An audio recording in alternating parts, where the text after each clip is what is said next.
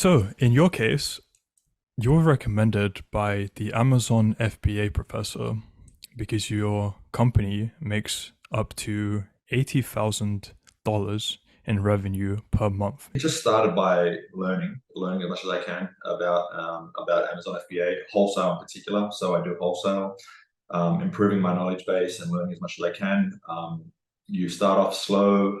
You shouldn't invest too much money until you're comfortable. So maybe start off with $500, see how it goes, see if you can scale it. When you're comfortable with the business model and that you can continue it, that's maybe time to invest further and go a bit deeper into it, and then slowly build off that. How long did it take you to scale to this point? When I first started, I knew practically nothing. I was making some of the biggest rookie mistakes. Within about a 6-month time frame, I felt comfortable that I could invest more and really build a business. Before that, I was just testing things out, learning.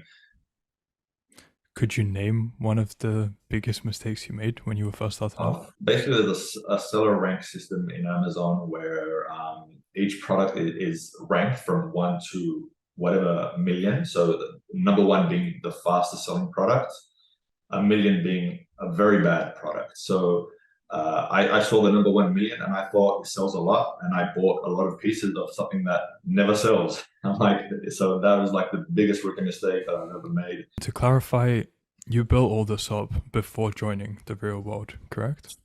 Correct. Yeah. So I was already doing, I've been working on Amazon, Amazon FBA wholesale for almost 5 years. So yeah, I have a fair amount of experience prior to joining the real world, and yeah, so I've been building it up for a while. And with all that experience, what still brings you to the real world? What about it? Well, yeah, for sure. Look, I saw a lot of videos online on it, many different methods of making money. I was very interested to see what they would have been. So I thought, it's only a 50 a month. I'm like, oh, that's cheap. Like I can just jump in, have a look at it, and see what it's about. And if I don't like it, fair enough, I'll leave. If I do, I'll stay. And I jumped in, and I was actually quite surprised. There's some real good courses. They're like, I really think it's very high value for money, to be honest. In terms of what they're offering, people can gather so much information, learn so many things, for a very, very minimal amount of money. Yeah. There's also the community in there, and people teach each other and they learn off each other. So it's real good. And then going more in depth on the community aspect, how did that affect you?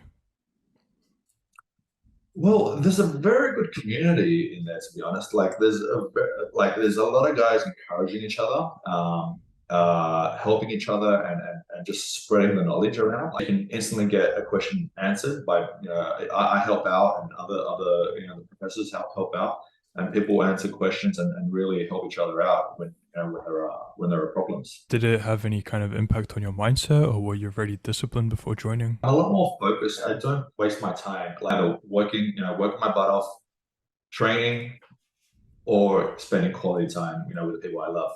So, with all your experience in Amazon FBA, are you still getting value out of the real world in terms of learning, or are you there to just more to teach other people?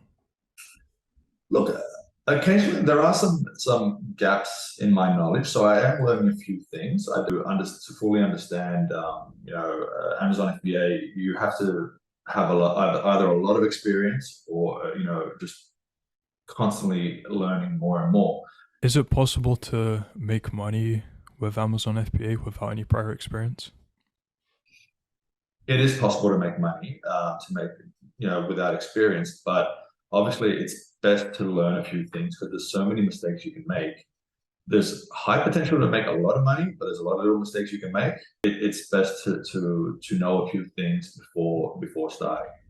How much startup capital is required to get into Amazon FBA? To be honest, not a lot. Most suppliers will want, a certain amount. Like they might have a minimum order of $500. You can get started with a very small amount. As your knowledge increases, you should probably invest a bit more to start if you want to start making serious money that can actually affect your life. You probably start up with $500 and slowly build that up, and then be investing more and making more money. So If someone was aiming to reach $10,000, how much money do you think they'd need to put in initially to get that? If they wanted to make $10,000 in revenue per month, for example, firstly, they would need to buy enough products that will sell out within a month. Your goal is $10,000. If you were to invest 40 to 45% of that, so basically, four and a half thousand dollars, you'll be making probably $10,000 in sales a month.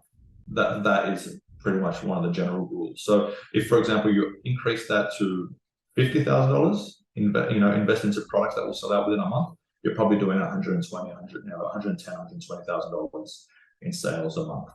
Considering all your experience, what were the three biggest lessons you learned from the real world? Maintain focus. A community can really help, where people push each other. I've seen students in the real world within a month making more than $10,000 a month. How do you see the real world impacting you in the next 6 months to 1 year? I'll be applying the knowledge I'm learning in the digital marketing section to both my YouTube channel and to promote my software. So I see it impacting me quite a great deal, especially in the next 6 months. I'm learning a lot of things in those courses, and yeah, I see it helping me out quite a bit. Great. And to end off, where can people ever find out more about you or contact you? Yeah, I have a YouTube channel where I teach people tips and strategies about Amazon, and it's called The Remote Seller. The fact that I'm remote, I live in Australia, so in the US, I'm a remote online seller, so it's The Remote Seller.